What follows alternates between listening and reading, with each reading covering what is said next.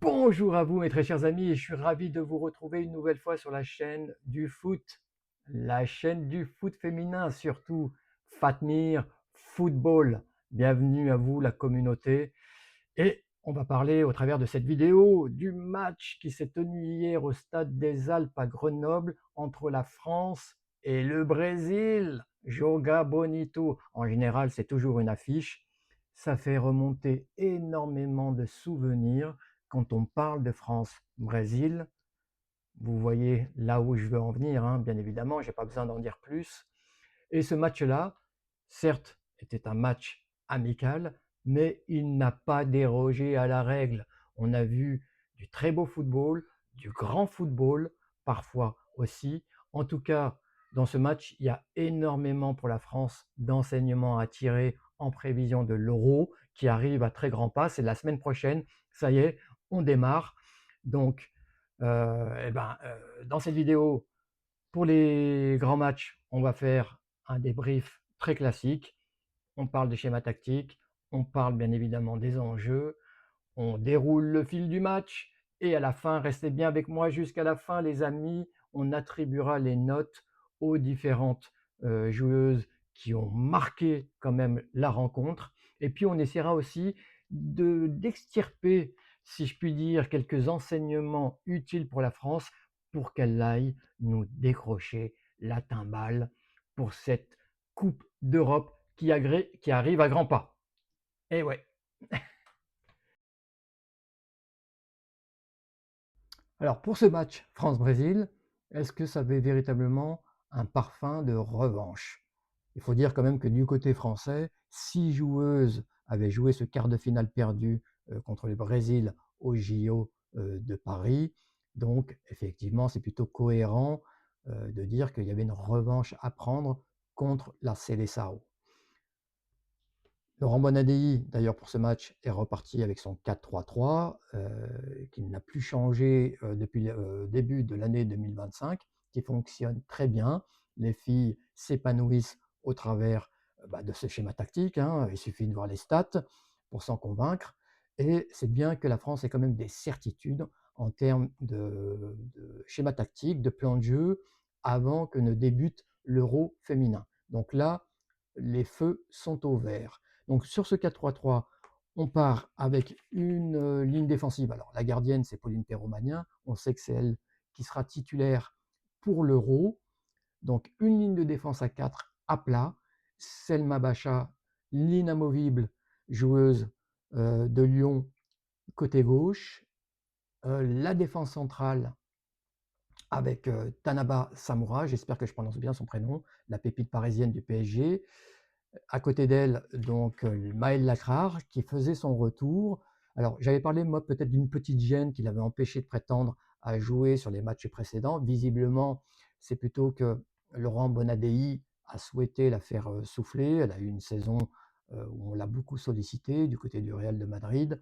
Donc, c'est plutôt intelligent de l'avoir mis de côté. Visiblement, c'est elle qui va être titulaire pour les matchs importants de l'Euro féminin. Et donc, côté droit, on a Elisa de Almeida qui, elle aussi, devrait être titulaire à ce poste, même si je le déplore et je l'ai expliqué pourquoi dans d'autres vidéos que je vous invite à aller découvrir sur ma chaîne.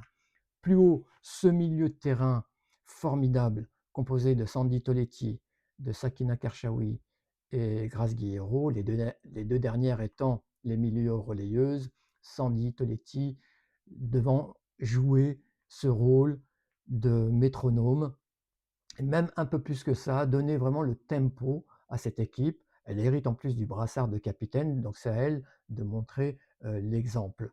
Donc elle avait vraiment ce match-là pour, euh, euh, pour faire un level up, pour monter de niveau et se préparer vraiment aux échéances, aux joutes européennes qui vont être âpres et très rugueux. Et enfin, cette ligne d'attaque de 3 joueuses, avec Sandy Baltimore, qui est en pleine bourre, de son pendant à droite, Kadidiatou Diani, on connaît ses qualités, bien évidemment. Et puis enfin, à la pointe, alors là, c'est une surprise, c'est Clara Matteo, donc qui chipe la place de Marie-Antoinette Katoto, qui, c'est vrai, était un peu perdue sur ces derniers matchs. On le sait, elle traînait ses états d'âme du côté du PSG. Maintenant qu'elle a signé pour l'OL, j'espère qu'au niveau mental, ça va aller beaucoup mieux. Et j'aspirais, moi, à ce qu'elle puisse, enfin que Laurent Bonadei, quand même, lui donne un petit peu de temps de jeu dans ce match. Alors, on verra dans le déroulé du match comment ça s'est passé, pour qu'elle puisse quand même gagner un petit peu en confiance en marquant un but, pourquoi pas.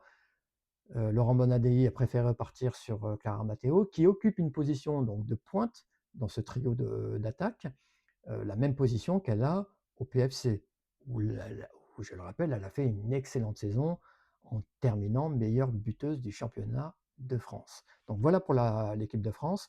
En face, Arthur Elias a modifié quand même son schéma tactique depuis le quart de finale gagné contre l'équipe de France. Il a changé son 4-4-2 en 3-5-2 et seules 3 joueuses brésiliennes avaient joué ce quart de finale. Donc c'est pour ça que je me demande si c'est... Alors, pour les 6 joueuses françaises qui avaient joué le quart de finale, oui, c'est important parce que le Brésil reste le Brésil, quelles que soient les joueuses que vous mettez en face. Mais pour le Brésil, on est dans une autre dynamique. On prépare visiblement d'autres échéances au travers de ce match. Donc, pour ce 3-5-2, alors je vais vous dire les noms, hein, même si ça va peut-être pas vous parler. Il y en a beaucoup qui sont inconnus, qui sont ici du championnat brésilien, mais c'était le cas lors des JO. On ne connaissait pas trop l'équipe du Brésil, qui ne l'a pas empêché d'aller jusqu'en finale, gagner donc la médaille d'argent et perdre contre les États-Unis en finale. Donc un 3-5-2, on repart avec la gardienne qui était là pour les quarts de finale contre la France, Lorena, devant une ligne de défense à 3, Palermo, As et Marisa. Sur les côtés, donc un peu plus haut, vous avez Yasmine côté gauche et Louani donc côté droit. Milieu de terrain donc de 3 joueuses, Angelina, Marta, l'inamovible Marta, l'éternelle Marta, donc qui joue ce match de prestige. Et puis enfin Douda Sampaio pour compléter ce milieu de terrain. Et devant, donc 2 attaquantes de très haut niveau, notamment Caroline, la joueuse de Manchester City, et Joe, donc sa comparse de l'attaque. Voilà pour les schémas tactiques. Concernant les enjeux du match, ils sont évidents pour les deux nations. Alors pour la France, bien évidemment, il y a l'Euro féminin à préparer. Et rien de tel qu'un France-Brésil pour vous mettre voilà, la tête dedans. Surtout que la France, contre, enfin, sa dernière défaite remonte aux France-Espagne, donc 4-2. Et ensuite, vous avez eu cette série de matchs incroyables où là, vous n'avez que des victoires.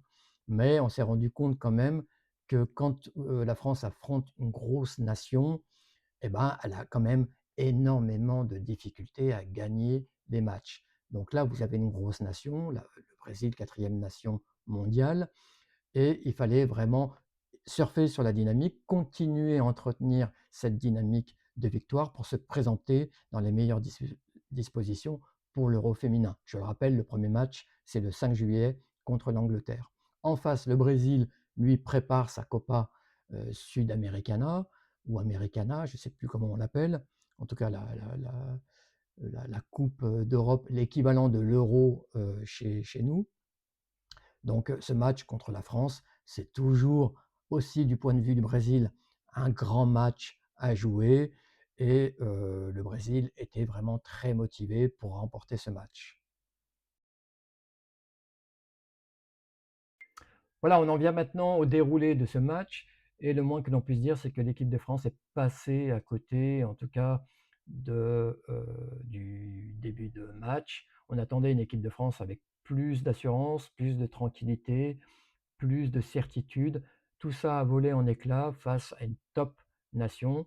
Ça nous a renvoyé à sa défaite, à sa dernière défaite contre l'Espagne, où dès qu'une équipe met du pressing, un pressing intense, met beaucoup d'énergie à, à embêter donc le déploiement du jeu de l'équipe de France, eh ben, l'équipe de France perd ses moyens. On ne la reconnaît plus. Et ce match-là, l'équipe de France n'a pas dérogé à la règle. C'est vrai qu'elle s'est empêtrée dans le piège tendu par les Brésiliennes, Les brésiliennes qui ont en plus profité donc des errances et au milieu de terrain et au niveau de la défense, pour, voilà, asseoir leur domination, et ont, pour le coup, en conséquence, climatisé le stade, des Alpes, le stade, de Grenoble, en marquant un but très tôt, dès la 7e minute, par l'entremise de Luani, avec une passe décisive de Caroline. Caroline qui s'est beaucoup amusée à ridiculiser donc les joueuses tricolores, à l'image de Maëlle Lacrard, qui s'est fait vraiment marcher dessus. Et puis dès la 12e minute, donc l'équipe, du Brésil qui double la mise, et là c'est Caroline qui a été passeuse, qui se mue en buteuse et qui vraiment assoit la supériorité du Brésil dans le premier quart d'heure, et on peut l'étendre à quasiment toute la mi-temps. Là où on attendait que la France, face à ce pressing, trouve des solutions et des ressorts psychologiques, tactiques, bah, la France a sombré, tout simplement, a joué sans personnalité, sans idée, sans véritablement de plan de jeu, a sombré techniquement, a sombré physiquement, à l'image de Diani qui a perdu l'ensemble de ses duels, excusez-moi, sur des longs ballons de Pauline Perromagnin, quand elle a voulu dégager long, parce que c'était impossible de jouer court depuis la défense, avec ce pressing intense mis en place par les Brésiliennes. Bah, Diani, qui est un monstre physique, perdait ses duels. Donc c'est pour montrer l'ascendance brésilienne sur cette équipe française qui était tout à fait pitoyable. Et je me suis dit, à ce moment-là, que l'équipe de France, on allait revoir cette équipe de France toucher son plafond de verre face à ce type d'équipe, face à ces équipes prestigieuses, et que l'équipe de France allait prendre une rouste. Dieu merci, les choses ne se sont pas passées comme ça. En tout cas, en fin de première mi-temps, on a pu, parce que c'est vrai que ce jeu déployé, eh ben, ça nécessite quand même une énorme débauche d'énergie, et à un moment donné, vous le payez. Et la note a été payée par cette équipe brésilienne en fin de première mi-temps, avec ce but de Grace Guerreiro, un but salvateur. Alors je ne sais plus qui fait le centre sur la tête de Diani, je crois que c'est Almeida, mais j'en suis pas sûr. Donc Diani qui fait cette tête, qui reprend cette tête qui va s'écraser sur le poteau, le ballon qui rebondit donc bien heureusement dans les pieds de Graziero, qui n'a plus qu'à pousser le ballon dans la cage brésilienne et à réduire le score donc avant que la fin de la première mi-temps ne soit sifflée. D'ailleurs, ce but a mis un coup de fouet quand même à l'ensemble de l'équipe, qui a fini très fort la première mi-temps. Et voilà, sur cette deuxième mi-temps, l'équipe du Brésil est repartie de plus belle, hein, avait été visiblement remontée comme des coucous par leur entraîneur, par leur coach, euh, Arthur Elias, voilà, et qui ont eu les meilleures occasions en début de seconde mi-temps. Donc elle repartait sur le même tempo que sur la première mi-temps, et tout ça avait été en plus facilité par les errements défensifs, je l'avais dit, donc de l'équipe de France, à l'image de Samoura, qui, à mes yeux, montait beaucoup trop haut, montait de façon naïve, en étant inspiré donc par les joueuses brésiliennes pour qu'elles puissent jouer dans son dos, et avait aussi profité donc des contre-performances de Maëlle Lacrard, et puis aussi d'une Sandy Toletti qui m'a fait beaucoup penser à la Sandy Toletti des Jeux Olympiques. Je l'avais surnommée Casper à l'époque, tellement elle était fantomatique. Là, elle n'était pas du tout dans le coup. Donc, elle facilitait aussi grandement le travail, j'allais dire, de sape des Brésiliennes pour se créer des occasions. Mais l'équipe de France, encore une fois, a eu des ressources. Il faut mettre ça à son crédit, c'est très important. Ce match, il faudra en tirer vraiment des enseignements. L'équipe de France a énormément subi, mais l'équipe de France, quand elle a pu, elle s'est montrée dangereuse. Le but, je l'ai dit, donc avant la première mi-temps, par l'entremise de Grace Guillaureau, a redonné espoir à cette équipe, et l'équipe de France a cru, encore une fois, à ses chances, au moins d'égaliser dans ce match, si ce n'est de l'emporter. Et donc l'équipe de France a égalisé, encore une fois avec Grace Guillaureau, donc qui marque un doublé dans ce match. Alors j'avais une stat, je vais essayer de la retrouver concernant Grace Guillaureau. Je vais essayer de vous retrouver ça, si je peux. Voilà, j'y suis. Donc, Grace Guillaureau, elle est où cette stat? Grace Guillaureau, donc j'ai retrouvé la stat, qui a marqué 3 buts lors de ses 4 derniers matchs en équipe de France, donc autant que lors de ses 32 matchs précédents. Donc voilà aussi une autre joueuse en bonne forme avant l'Euro féminin. Donc Grace Guillaureau qui marque ce deuxième but à la 56e minute, et derrière, le match a basculé dans une totale folie. En plus, et ça aussi c'est un autre enseignement à tirer, c'est que Laurent Bonadei va pouvoir compter quand même sur un noyau de 16 à 18 joueuses. Là, il a remplacé donc à la 66e minute de ce match 4 joueuses, donc 4 joueuses qui sont sorties. J'ai mes notes là aussi. Donc Lacrar, qui est passé à côté de son match, Gianni, qui n'a pas fait un super match non plus, Baltimore, qui était visiblement aussi fatigué, qui a moins été influente que lors de ses rencontres précédentes. Elle n'a pas du tout marqué en plus, alors qu'elle restait sur une série de matchs dans laquelle elle avait marqué un but. Et puis enfin Toletti, comme je l'ai dit, qui a été fantomatique dans ce match-là. Donc 4 joueuses qui ont sous-performé, et Laurent Bonadei fait rentrer Mallard, Sombat, Jean-François, Cascarino. Et là, on a vu une équipe de France, j'allais dire, qui bascule sur le spectaculaire. Une équipe de France comme on aime à la voir, qui a osé, qui a beaucoup tenté, à l'image de Delphine Cascarino, qui a fait très très mal sur son côté droit. Delphine Cascarino qui est dans le rythme, qui a des jambes de feu, ça tombe bien, l'équipe de France va en avoir besoin. Voilà, vous le savez, Delphine qui joue dans le championnat américain, et le championnat américain voilà, qui est encore actif, si je puis dire.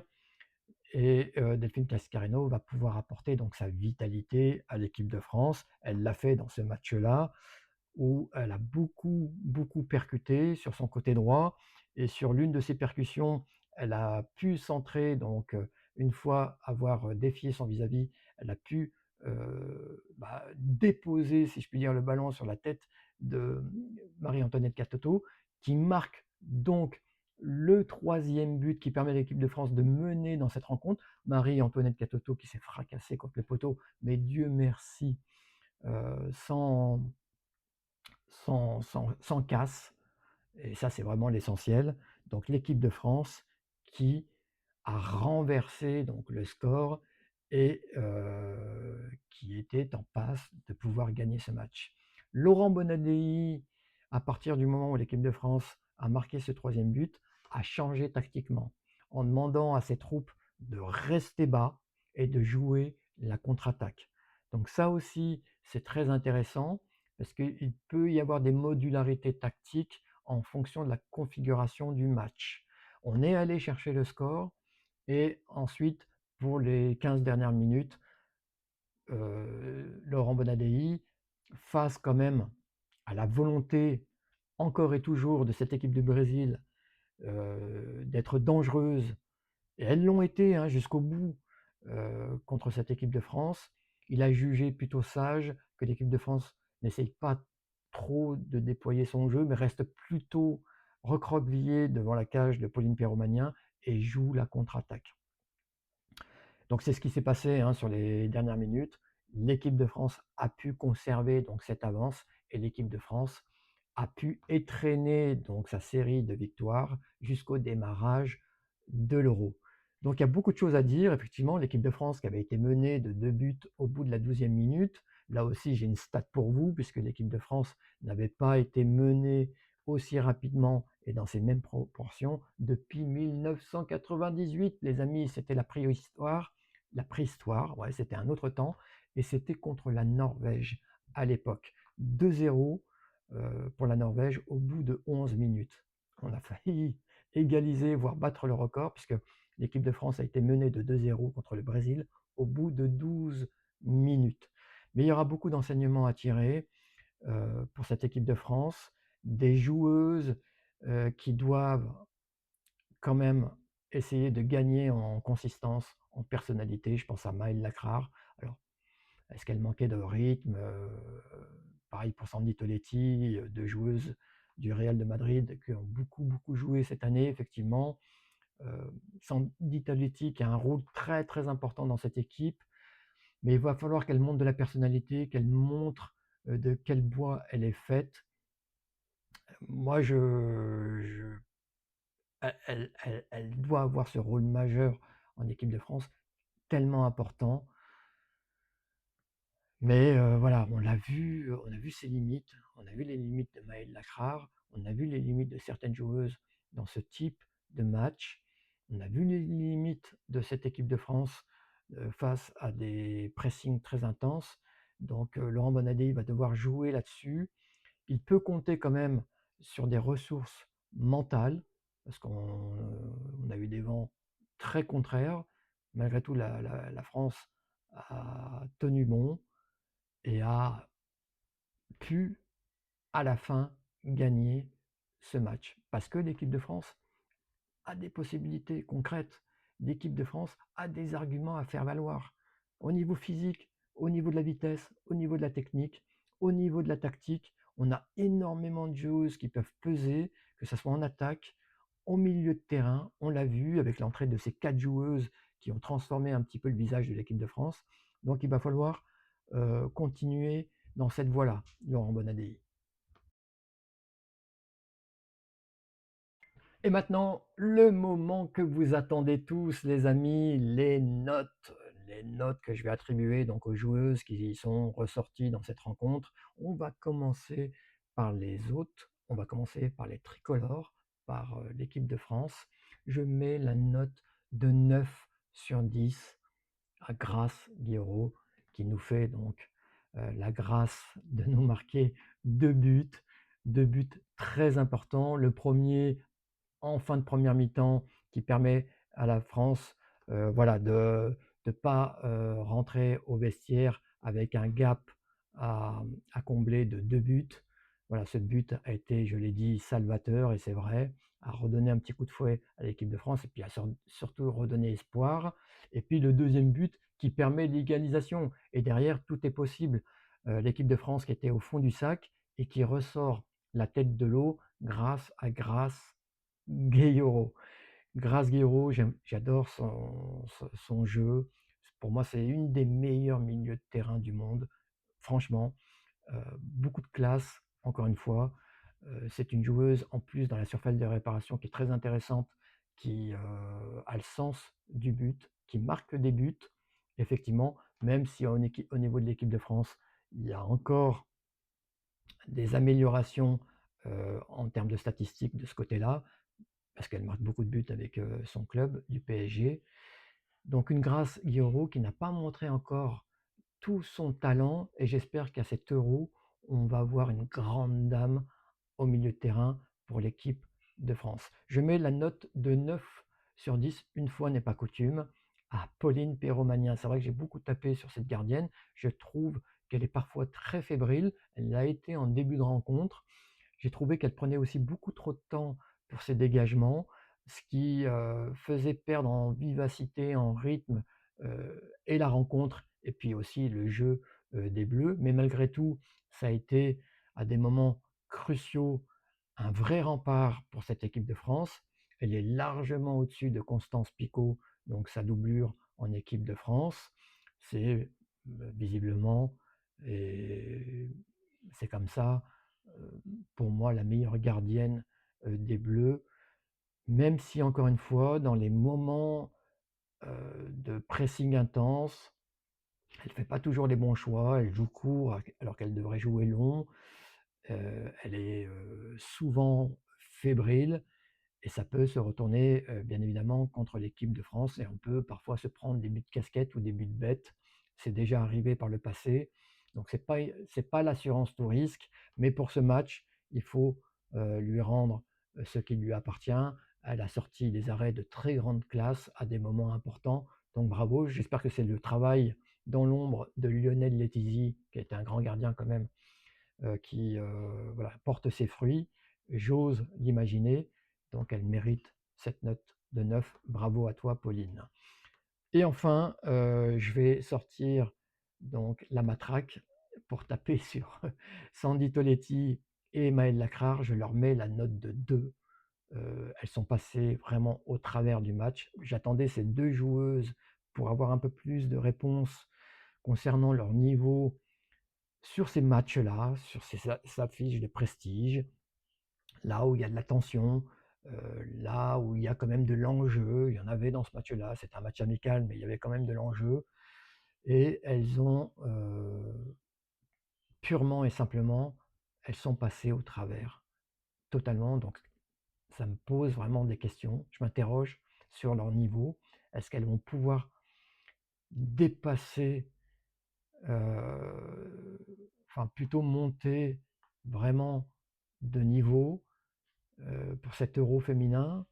D'entrée de jeu, on va jouer l'Angleterre, on va jouer les Pays-Bas, puis après, ça sera les quarts de finale si on sort du groupe.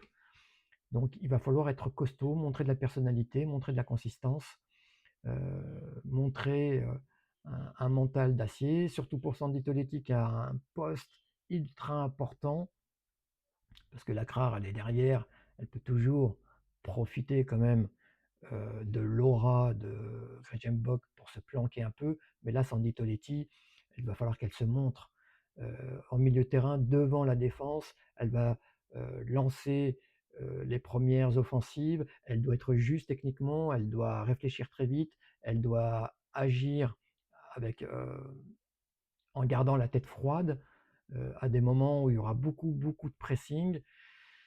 On en est loin là, on est loin du compte. On n'a pas cette Sandy Toletti, c'est une Sandy Toletti qui a peur, c'est une Sandy Toletti qui joue sans personnalité, une Sandy Toletti qui se planque. Donc voilà, j'espère qu'elle a vu qu'elle était en retard par rapport à certaines de ses collègues, notamment du milieu de terrain. Il faut qu'elle se mette au niveau, encore une fois, et c'est très important pour l'avenir de l'équipe de France.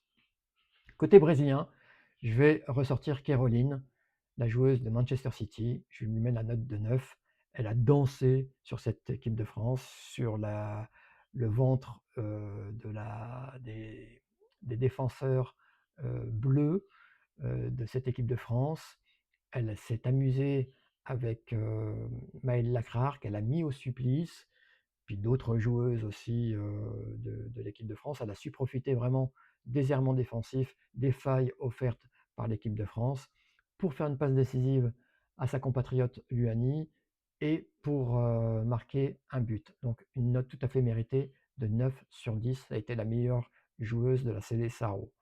Luani aussi, donc sa comparse, qui a eu une grosse activité, gros abattage en milieu de terrain, côté droit, qui a su aussi profiter des errements tactiques de cette équipe de France pour plonger dans le dos des défenses, profiter des alignements approximatifs de cette équipe de France qui ne savait pas trop jouer le hors-jeu finalement, pour marquer aussi le premier but de la Seleção. Donc je lui mets la note de 8 sur 10. Et enfin, je mets la note de 8 à Duda Sampaio, donc le milieu de terrain qui a montré la voie à ses coéquipières en exerçant un pressing intense de tous les instants, de la première à la 90e minute, qui a été vraiment impressionnante aussi. Et voilà, donc une joueuse qui mérite aussi la note de 8 sur 10. Voilà les amis, j'espère que vous aimez ce type de contenu. Si c'est le cas, eh ben, mettez des pouces, abonnez-vous si ce n'est pas encore fait. Mettez-moi des commentaires, j'adore vous lire, mais je trouve que vous n'en mettez pas assez. Mettez-moi des commentaires positifs, négatifs. Le champ des commentaires est fait pour ça. C'est l'espace participatif pour vous, les abonnés ou vous, les personnes qui passaient par là et qui aimaient quand même le foot féminin. Et puis, faites tourner la vidéo aussi, ce serait sympa, à vos amis, à votre entourage. Je vais vous remercier chaudement, je vous dis à très bientôt. L'actualité est de plus en plus pressante, de plus en plus brûlante à l'approche de cet Euro féminin. Donc il va y avoir beaucoup de vidéos sur cette chaîne et je vous souhaite le meilleur pour la suite. Va va voum!